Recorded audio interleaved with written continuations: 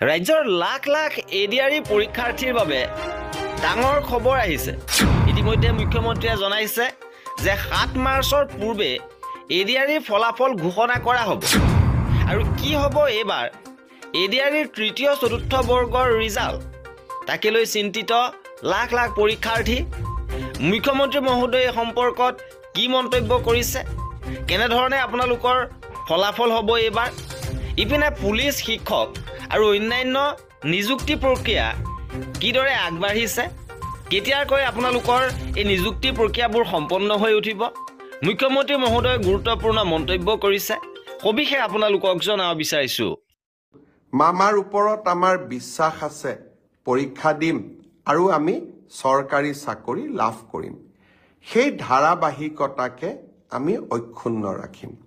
ADRE ৰিজাল্টৰ পিছত লাহেকৈ মাৰ্চ মাহৰ ভিতৰতে আৰু পাৰিলে আৰু আগতে অসম পুলিচৰ পৰীক্ষা আৰু আমাৰ শিক্ষক নিযুক্তিৰ যিটো প্ৰক্ৰিয়া আমি আৰম্ভ কৰিছিলোঁ তাকো আমি আগুৱাই লৈ যাবলৈ চেষ্টা কৰিম। মামাৰ ওপৰত আমাৰ বিশ্বাস আছে, পৰীক্ষা দিম আৰু আমি চৰকাৰী চাকৰি লাভ কৰিম। সেই ধাৰাবাহিকতাকে আমি অক্ষুণ্ণ ৰাখিম। এডিআৰই ৰিজাল্টৰ পিছত লাহেকৈ মাৰ্চ মাহৰ ভিতৰতে আৰু পাৰিলে আৰু আগতে অসম পুলিচৰ পৰীক্ষা আৰু আমাৰ শিক্ষক নিযুক্তিৰ যিটো প্ৰক্ৰিয়া আমি আৰম্ভ কৰিছিলোঁ তাকো আমি আগুৱাই লৈ যাবলৈ চেষ্টা কৰিম।